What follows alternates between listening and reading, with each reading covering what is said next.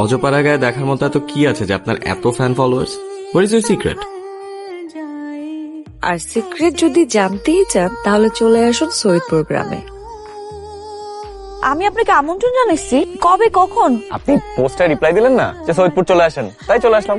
আশ্চর্য, আপনার সাথে আমার পরিচয় নাই, কথা নাই, কিচ্ছু নাই, আপনি না বলে আমার বাড়ি উঠানে চলে আসলেন। আপনি আসতে বলেছেন তাই চলে আসলাম। 2-1 দিন থাকবো, একটু ঘোরাফেরা করবো, একটু শুট টুট করবো, তারপর চলে যাবো। আবার 2 দিন থাকবেন? কেন, কোনো সমস্যা আছে? সমস্যা থাকবে না কেন? মানে আপনি একটা অপরিচিত মানুষ, আমার বাড়ি উঠানে আসছেন, আপনি বুঝতেছেন গ্রামের মানুষ যদি জানতে পারে এটাই তো বদনাম শোনার জন্য যথেষ্ট।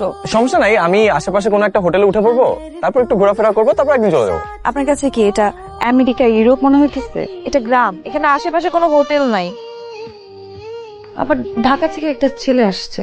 ও কি চাই? এই ছেলেটা হইতেছে ভিডিও ব্লগ বানায়, তো আমার একটা পোস্টে কমেন্ট করছিল, আমি আবার কপাল দোষে সেই কমেন্টে রিপ্লাই করছি। এখন এই ছেলে না জানে চলে আসছে, আমি তো জানিই না। এখন সে বলতেছে সৈয়দপুর নিয়ে নাকি ব্লগ বানাবে। তো বানাতে চাই, বানা, সমস্যা কি? কি বলতেছো আব্বা? এরকম একটা অপরিচিত ছেলে যদি আমাদের বাড়িতে থাকে আর গ্রামের মানুষজন যদি জানতে পারে তাহলে এগুলো নিয়ে কথা উঠবে না? এখন যদি ওকে তাড়াইয়া দেওয়া হয় তাহলে এই গ্রাম সম্পর্কে একটা বাজে ধারণা হবে না ওর।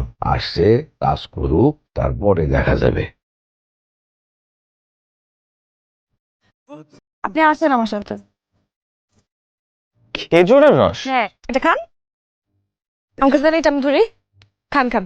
আপনি হাড়িটা ধরে এইভাবে খান। সবাই কি এভাবেই খায়? হ্যাঁ, এইভাবে খেতে হবে। আপনি খান, আমি যে ভিডিও করতেছি। আপনার এখানে আচ্ছা আমি